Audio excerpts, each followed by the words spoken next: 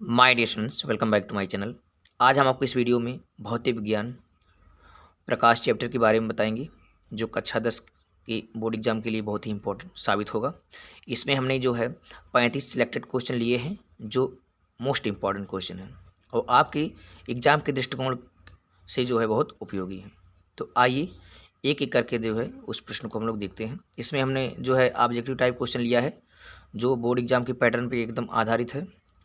और चार गोला में जो है, जो गोला आपका जो विकल्प सही होगा, उसी विकल्प के सामने वाले गोले में नीले या काले रंग से जो है वो कलर करने हैं।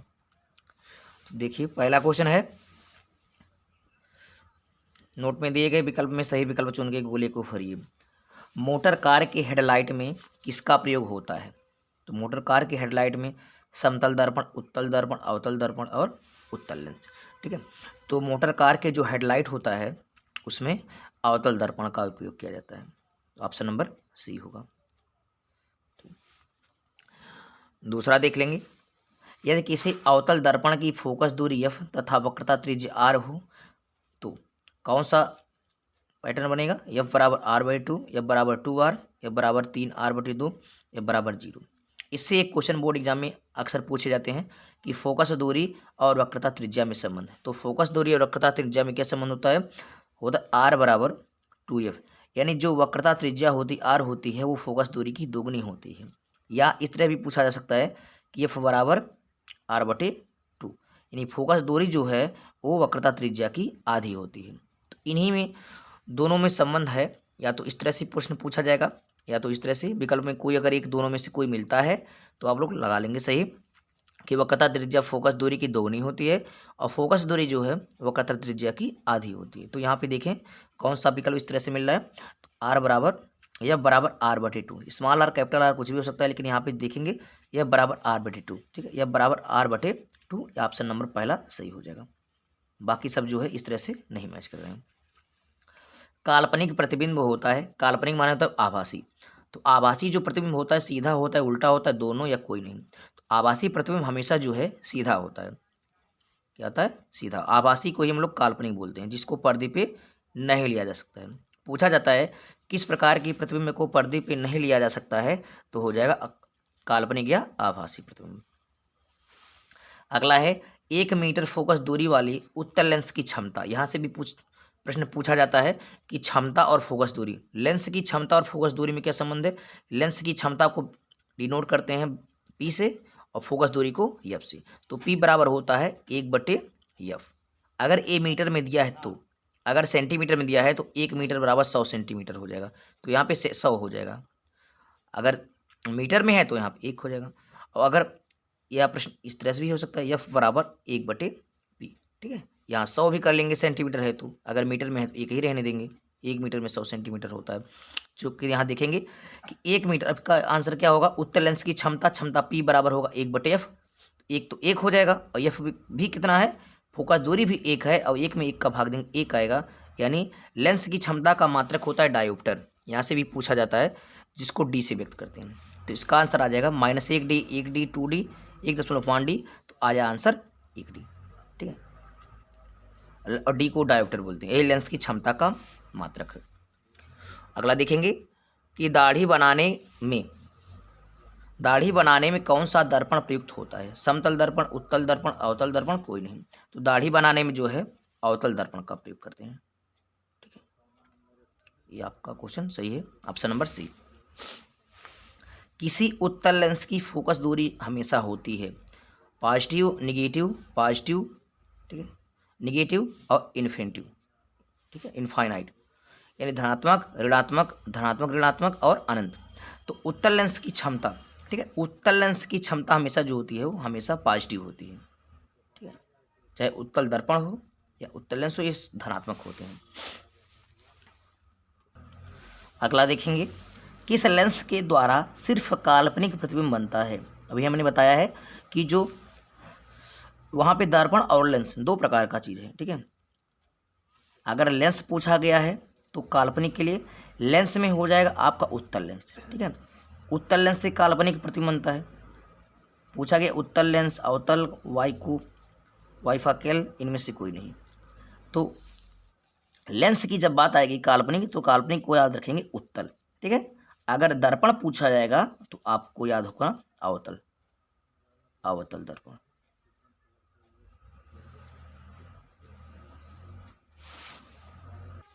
एक बार फिर से देख लें, ये प्रश्न आपका गलत हो गया है, और फिर से देखें, ये उल्टा हो गया। किस लेंस के द्वारा सिर्फ काल्पनिक की बात हो रही है। हमने सोचा जो है इसको दूसरा प्रश्न जो है वो वास्तविक समझ लिया था, ये गलत हो गया। किस लेंस के द्वारा सिर्फ काल्पनिक प्रतिबिंब बनता है, ठीक है। लेंस पूछा है और काल्पनिक माने आभासी, तो यहाँ पे आपका आंसर जो होगा आपका अवतल होगा। ये यहाँ पे इसको गलत कर देंगे, ठीक है, गलती हो गई थी इसको, ये आपका राइट आंसर होगा कि किस लेंस के द्वारा सिर्फ काल्पनिक यानी आभासी प्रतिबिंब बनता है, तो आप लिखेंगे अवतल। लेकिन अगर दर्पण पूछा जाए तो इसका उल्टा क्या हो जाएगा, अवतल का हो जाएगा उत्तल, ठीक है, दर्पण में उत्तल। और अवतल दर्पण में एक स्थिति, छठी स्थिति ऐसी आती है तो वहाँ पे जो है आभासी प्रतिबिंब बनता है। तो लेंस आपको याद रहे, काल्पनिक आभासी के लिए लेंस होगा अवतल और दर्पण होगा उत्तल, इस बात को याद रखेंगे। अगला है, किस दर्पण से वस्तु का प्रतिबिंब बड़ा बनता है। आप पढ़े होंगे कि जब अवतल दर्पण आप खींचते हैं, बनाते हैं, अवतल दर्पण पे आरेख खींचते हैं तो क्या होता है ऐसे ही। और एक ऐसी स्थिति आती है, छठी स्थिति, जहाँ पे इमेज जो है बहुत बड़ा बनता है, ठीक है। और जैसे जैसे हम लोग यहाँ पे ध्रुव होता है, यहाँ पे फोकस होता है, वक्रता केंद्र होता है, ठीक है, जैसे जैसे हम लोग कोई वस्तु दर्पण की तरफ लेके जाते हैं वैसे वैसे उसका इमेज भी जो है बढ़ता हुआ चला जाता है और अंतिम अवस्था में जो है बहुत बड़ा प्रतिबिंब बन जाता है। वही पूछा गया है कि किस दर्पण से वस्तु का प्रतिबिंब बड़ा बनता है, तो आपका हो जाएगा अवतल दर्पण। अवतल दर्पण प्रतिबिंब बहुत बड़ा बनता है। किस रंग के प्रकाश के लिए कांच का अपवर्तनांक अधिकतम होता है, तो कांच का अपवर्तनांक जो है बैगनी रंग के लिए अधिकतम होता है, ठीक है। और कम पूछा जाएगा तो आप लाल बताएंगे और अधिकतम पूछा जाएगा तो बैगनी, यानी विचलन होता है। यानी यह भी पूछा जाता है कि किस रंग का विचलन सबसे अधिक होता है। जब प्रिज्म पर प्रकाश प्रवाहित किया जाता है तो वह 7 रंगों में विभक्त होता है, जिसमें बैगनी सबसे ज़्यादा विचलित होती है और लाल सबसे कम, ठीक है, वही पूछा है। अपवर्तनांक एक माध्यम से दूसरे माध्यम में जाने पे वह अपने मार्ग से विचलित हो जाता है।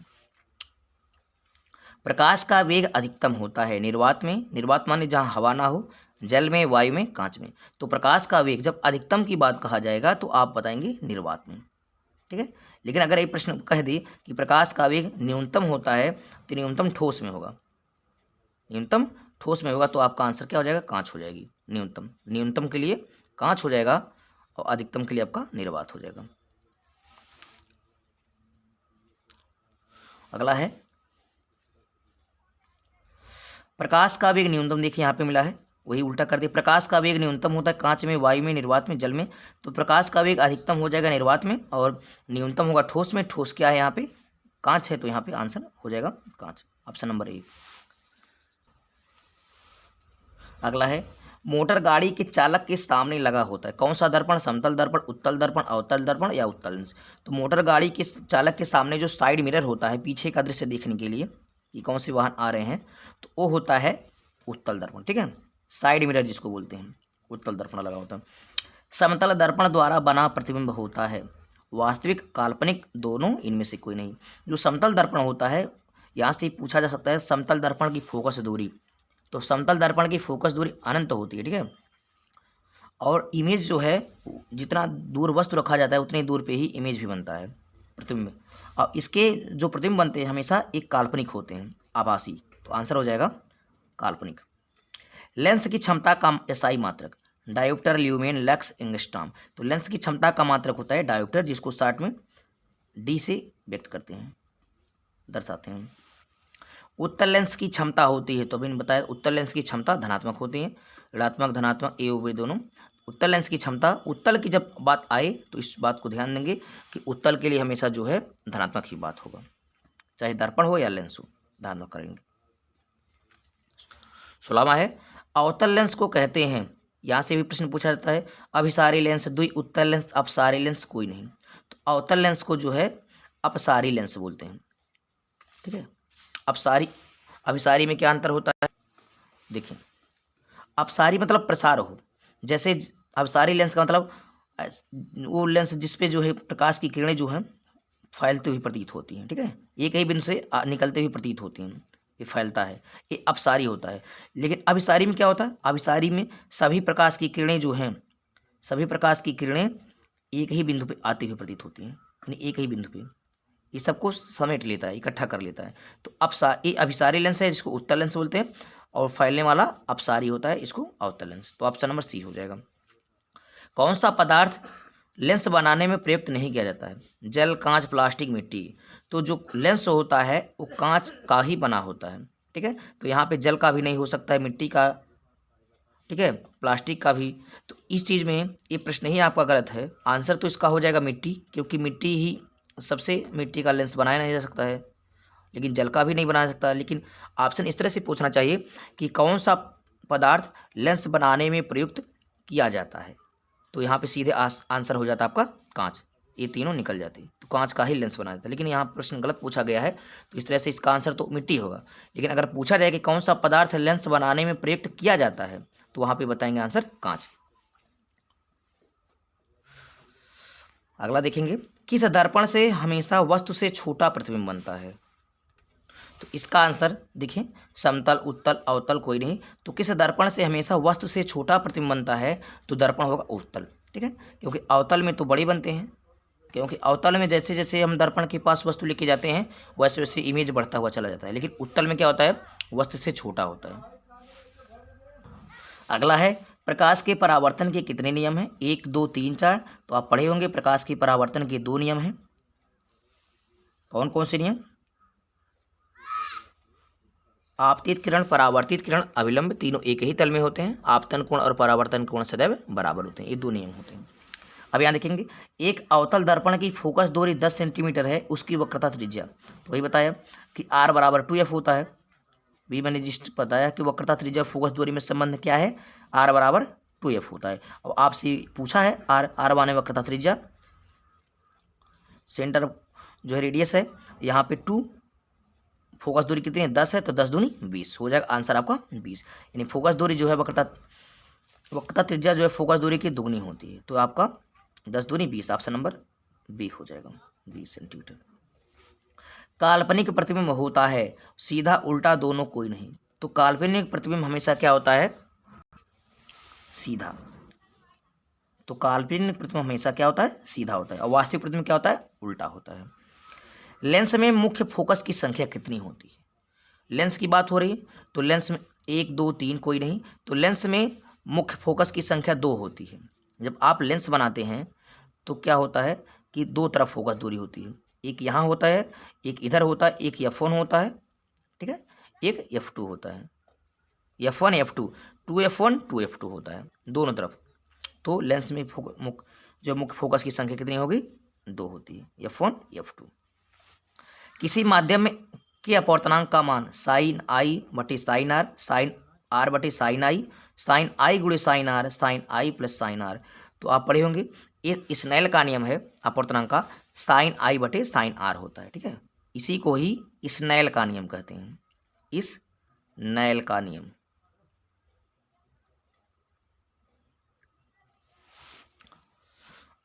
आई आपतन कोण होता है आर, आई आपतन कोण और आर परावर्तन कोण होता है। अगला देखेंगे, एक उत्तल लेंस होता है सभी जगह समान मोटाई का, बीच की अपेक्षा किनारों पर मोटा, किनारों की अपेक्षा बीच में मोटा, इनमें से कोई नहीं। तो उत्तल लेंस किस प्रकार बनता है, थोड़ा सा देख लें। उत्तल लेंस इस प्रकार बनता है, ठीक है, और ये होता है बीच में मोटा और किनारों पे क्या होता है, पतला होता है। तो यहाँ पे लिखा है बीच की अपेक्षा किनारों पर मोटा, तो किनारों पे मोटा तो होगा नहीं, किनारों पतला होता है। ये होगा किनारों की अपेक्षा बीच में मोटा, तो किनारों की अपेक्षा बीच में मोटा, तो ऑप्शन नंबर क्या हो जाएगा, सी। प्रश्न को ध्यानपूर्वक समझना चाहिए, फिर तब जवाब इसका देना चाहिए। अगर एक बार आप गोला भर देते हैं, दोबारा आप काट के दूसरा गोला बनाएंगे तो वो भी आपका आंसर गलत माना जाएगा, इसलिए बहुत सोच समझ के ही गोला बनाएंगे। अगला है, उत्तल लेंस में बना प्रतिबिंब होता है बराबर और सीधा, वास्तविक और उल्टा, वास्तविक और सीधा, इनमें से कोई नहीं। तो इसमें हो जाएगा आपका वास्तविक और उल्टा। उत्तल लेंस में वास्तविक और उल्टा बनता है, क्योंकि जो प्रतिबिंब वास्तविक बनेगा वो उल्टा रहेगा, ठीक है, और उत्तल लेंस में वास्तविक बनता है। अगर अवतल लेंस होता तो आपका दूसरा कुछ हो जाता। देखेंगे इनमें से कौन दर्पण का सूत्र है। दर्पण और लेंस में थोड़ा सा ही मिस्टेक डिफरेंट है, बस प्लस माइनस का। 1/v प्लस 1/u बराबर 1/f, 1/v माइनस 1/v बराबर 1/f, 1/v प्लस 1/v/1 बराबर 1/f, v/1 प्लस 1/u बराबर 1/f। तो दर्पण का सूत्र और लेंस के सूत्र में क्या डिफरेंट है। दर्पण का जो सूत्र होता है वो 1/f बराबर 1/u प्लस 1/v होता है, और लेंस वाले में बस वही उल्टा होता है, 1/v माइनस 1/u होता है। ये दर्पण है, ये लेंस है। आपसे क्या पूछा है, दर्पण का सूत्र, तो 1/f बराबर 1/u plus 1/v, option number A right हो जाएगा। अब बाकी सभी आंसर जो इससे डिफरेंट है। निर्वात में प्रकाश की चाल होती है 3 लाख किलोमीटर पर सेकंड होता है प्रकाश की चाल। देखें 3 × 10⁸, 2 × 10⁸, 3 × 10⁹, 3 × 10⁻10। तो प्रकाश की चाल जो होती है 3 × 10⁻10 8 मीटर पर सेकंड होती है। 1 सेकंड में जो है 3 लाख किलोमीटर। अगला देखेंगे, किसी गोलीय दर्पण तथा किसी पतले गोलीय लेंस दोनों की फोकस दूरियां प्रत्येक -15 सेंटीमीटर है। दर्पण तथा लेंस संभवतः हैं दोनों अवतल, दोनों उत्तल। दर्पण अवतल तथा उत्तल लेंस होगा, और दर्पण उत्तल तथा लेंस अवतल। तो यहाँ पे ध्यान से देखेंगे क्या कहा है कि फोकस दूरी कैसा है, ऋणात्मक है। तो फोकस दूरी ऋणात्मक किसमें होती है, उत्तल वाले। तो फोकस दूरी उत्तल के लिए चाहे उत्तल लेंस हो चाहे उत्तल दर्पण हो, जब उत्तल की बात आए तो उत्तल के लिए धनात्मक आप याद करेंगे, जब लेंस की बात आए अवतल की बात आएगी तो ऋणात्मक। ठीक है, चूंकि फोकस दूरी ऋणात्मक है इसलिए लेंस और दर्पण दोनों क्या होंगे, अवतल होंगे। तो हो जाएगा दोनों अवतल। अवतल के ही ऋणात्मक होते हैं चाहे लेंस हो या दर्पण हो।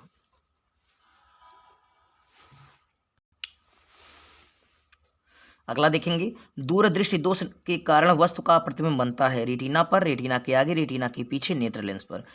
देखें किसी भी वस्तु का प्रतिबिंब आँख के रेटिना पे बनता है, ठीक है, लेकिन जब उसमें दोष पाए जाते हैं तो रेटिना पर, रेटिना के आगे भी बन सकता है, रेटिना के पीछे। लेकिन जब दूरदृष्टि दोष की बात आए तो लिखेंगे रेटिना के, तो दूरदृष्टि दोष में जो है रेटिना के पीछे होता है।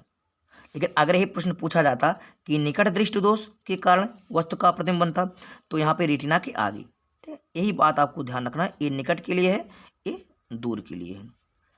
तो अब दूर पूछा जा रहा है तो रेटिना के पीछे, अगर निकट पूछता रेटिना के आगे। लेकिन अगर प्रतिबिंब सीधे वैसा कि प्रतिबिंब कहाँ बनता है तो रेटिना पर। अगला देखेंगे, वायु में प्रकाश की चाल 3 × 10⁸ मीटर पर सेकंड है, जबकि एक पदार्थ में इसकी चाल 1.5 मीटर पर सेकंड हो जाती है। तो पदार्थ का अपवर्तनांक, तो अपवर्तनांक के लिए आपको फार्मूला याद करना होगा। अपवर्तनांक बराबर क्या होता है कि वायु या निर्वात में प्रकाश की चाल, याद कर लें, वायु में प्रकाश की चाल बटे माध्यम में प्रकाश की चाल, यही अपवर्तनांक का फार्मूला है। जो माध्यम होगा चाहे कांच हो या जल हो वो माध्यम में हो जाएगा, माध्यम में प्रकाश की चाल। तो यहाँ पे देखेंगे प्रकाश की चाल, वायु में प्रकाश की चाल इसको ऊपर रखेंगे, तो वायु में प्रकाश की चाल 3 है और एक पदार्थ का अपवर्तनांक 1.5 है। तो इसको हल करेंगे तो इसका अपवर्तनांक इसकी चाल दिया है, जबकि एक पदार्थ में इसकी चाल। तो बहुत सिंपल सा बात है, वायु में प्रकाश की चाल ऊपर लिख दीजिए जी, 3 × 10⁸ मीटर पर सेकंड। ठीक है, और माध्यम में प्रकाश की चाल, तो यहाँ पे माध्यम एक पदार्थ है, चाहे जो पदार्थ हो, उसका अपवर्तनांक दे दिया गया है 1.5 मीटर पर सेकंड। तो यहाँ लिखेंगे 1.5 जो है मीटर पर सेकंड हो जाएगा, और मीटर पर सेकंड से मीटर पर सेकंड कट गया, और ये 1.5 है, 1.5 दूनी 3 होता है, तो आ गया 2 × 10⁸। इस प्रश्न को आप थोड़ा सा बना लें, प्रश्न थोड़ा सा गलत हो गया है, क्योंकि चाल यहाँ पे जो होगा 1.5 × 10⁸ होना चाहिए, तब सही प्रश्न होगा। 1.5 × 10⁸ मीटर पर सेकंड, यहाँ पे 10⁸ मीटर पर सेकंड कर लें। आपका प्रश्न जो है थोड़ा सा अधूरा था। तो 10⁸ से 10⁸ कट गया, और 3 जो है 1.5 को 1.5 मानेंगे, 1.5 दूनी 3, तो आ जाएगा 2। ठीक है, तो यहाँ पे ऑप्शन नंबर जो डी है इसमें अपवर्तनांक यहाँ पे दिया गया है, पदार्थ का अपवर्तनांक जो है 2 होगा। कभी कभी अपवर्तनांक भी पूछ सकता है, कभी कभी जो है माध्यम में प्रकाश की चाल भी पूछ सकता है, वहाँ फिर आके बस वही मान आपको रखना है, फार्मूला यही है। अगला प्रश्न देखेंगे, अवतल दर्पण के सामने जब कोई वस्तु प्रथम फोकस तथा वक्रता हाँ फोकस एफ तथा वक्रता सी के बीच रखा जाता है तो उसका प्रतिबिंब बनता है। सबसे पहले एक डायग्राम खींच लें यहाँ पे, इससे स्पष्ट हो जाएगा। ये हमने जो है अवतल दर्पण बनाया है। अवतल दर्पण ए पॉइंट हो गया आपका ध्रुव पी, और यहाँ पर पॉइंट आपका यह फोकस हो गया, और यहाँ पे पॉइंट आपका सी वक्रता केंद्र हो गया। यहाँ पे मान लीजिए अनंत है, और वस्तु कहाँ रखना है आपको, फोकस और वक्रता केंद्र पे के बीच। तो फोकस एफ है, वक्रता केंद्र सी है, इसके बीच आपको वस्तु रखनी है। ठीक है, अब जानते हैं कि जब वस्तु रखी जाती है तो दो किरणें इससे निकलती हैं। एक किरण जो है मुख्य अक्ष के समांतर, ये मुख्य अक्ष के समांतर जाता है और फोकस से गुजरता है। ठीक है, और दूसरी किरण जो है इसी का उल्टा होती है, फोकस से गुजरेगी और परावर्तित होकर जो है फिर मुख्य अक्ष के समांतर हो जाएगी। और यहाँ पे देखेंगे इमेज बन रहा है, जहाँ दोनों काटेंगी दोनों किरणें वहीं इमेज बनेगा। इमेज कहाँ बनना है, सी और एफ, यानी वक्रता केंद्र और फोकस के बीच। तो कौन सा ऑप्शन सही है, देखेंगे पहला ध्रुव तथा मुख्य फोकस के मध्य, ऐसा नहीं है, फोकस पर, वक्रता केंद्र पर, और वक्रता केंद्र तथा फोकस के बीच, तो वक्रता केंद्र और फोकस के बीच बन रहा है, तो ऑप्शन नंबर डी राइट होगा। अगला है किसी वस्तु से बड़ा आभासी प्रतिबिंब बन सकता है, उत्तल दर्पण द्वारा, अवतल दर्पण द्वारा, समतल दर्पण द्वारा और उत्तल लेंस द्वारा। इसके पहले हमने चर्चा किया है कि जब आपको बड़ा प्रतिबिंब बनाना है तो बड़ा प्रतिबिंब जो है हमेशा अवतल दर्पण द्वारा होगा। अवतल दर्पण में जब हम यहाँ वस्तु रखते हैं ध्रुव और फोकस के मध्य, तो यहाँ पे जो है प्रतिबिंब आभासी बनता है और बहुत बड़ा बनता है। ठीक है, तो आभासी प्रतिबिंब अवतल दर्पण द्वारा होता है, तो यहाँ पे ऑप्शन नंबर सी होगा।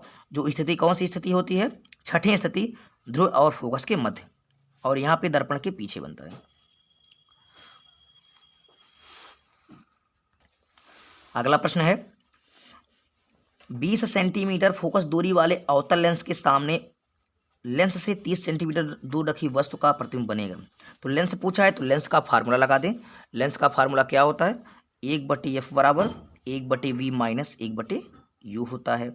यहाँ पे फोकस दूरी दे दिया है, कितना दिया है फोकस दूरी, 20 सेंटीमीटर। तो यहाँ पे फोकस दूरी अवतल लेंस पूछा है तो अवतल के लिए हमेशा ऋणात्मक चीज़ होता है, 20 यहाँ ऋण होगा, 1/v, क्योंकि v निकालना है हमें।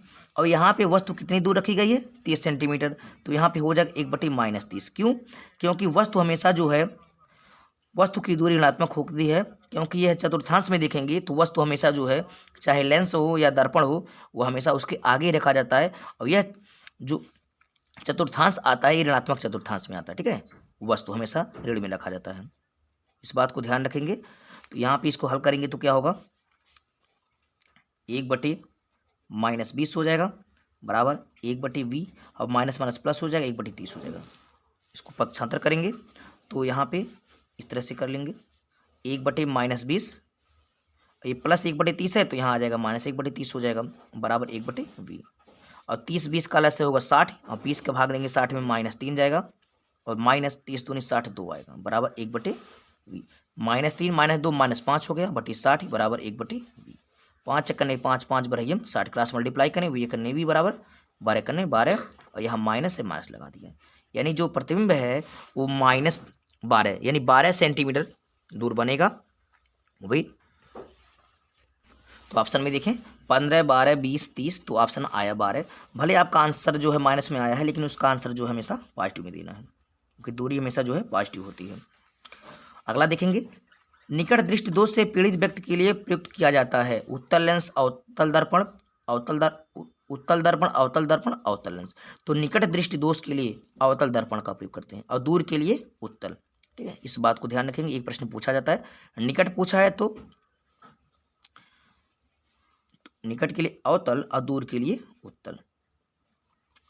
अंतिम प्रश्न इस वीडियो का कि यदि कोई वस्तु एक उत्तल लेंस के सामने 2f पे रखी जाए तो लेंस से प्रतिबिंब की दूरी होगी 2f अनंत 2f से अनंत के बीच, या अनंत कह सकते हैं, अनंत और 2f के बीच ऑप्शन यहाँ पे हो सकता है, अनंत और 2f के बीच जो है। तो ये बात ध्यान रखेंगे कि अगर कोई भी वस्तु 2f पे रखी है, दुगनी फोकस दूरी पे रखी गई है, तो उसका प्रतिबिंब भी जो है दुगनी फोकस दूरी पे ही बनता है, एक चीज़ कॉमन है। ऐसे दर्पण में भी एक चीज़ कॉमन है, तो इसका आंसर 2f हो जाएगा। अगर वस्तु 2f पे रखा गया है दुगनी फोकस दूरी पे, तो उसका प्रतिबिंब भी दुगनी फोकस दूरी पर रख जो है बनेगा। इसमें ऐसे ही दर्पण में आता है कि यदि वस्तु जो है वक्रता केंद्र पे रखी जाती है तो उसका प्रतिबिंब भी वक्रता केंद्र पर ही बनता है। तो इस तरह से जो है 35 ऑब्जेक्टिव टाइप क्वेश्चन जो है पूरे हुए। आई होप ये वीडियो आपको समझ में आया होगा। अगर ये वीडियो आपको समझ में आए तो इसको लाइक शेयर कमेंट करें और कमेंट के माध्यम से बताएं कि आपको वीडियो कैसा लगा, ताकि हम आपके लिए और अच्छी अच्छी वीडियो बनाते रहें और आप इसका जो है अध्ययन करें और परीक्षा में अच्छे अंक सके प्राप्त जो है पास हो। तब तक के लिए take care, thank you, good bye.